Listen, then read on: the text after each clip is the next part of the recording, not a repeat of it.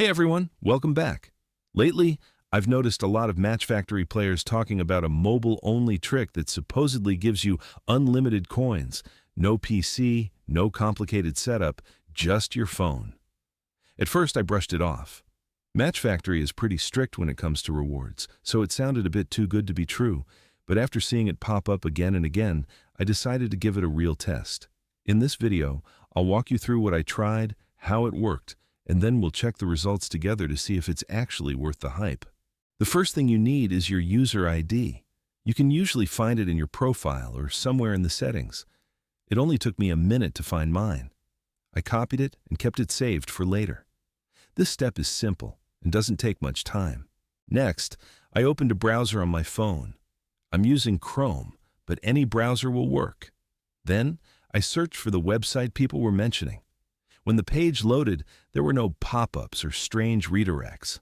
The site looked clean and normal, which I honestly didn't expect. Once I was on the site, I used the search bar to find the Match Factory coins generator. On the next page, I picked my device type. I'm playing on Android, but iOS was an option too. After that, I entered my player ID, made sure everything looked right, and hit Continue to move on. Then, it asked how many resources I wanted. Just to test it properly, I selected the highest amount.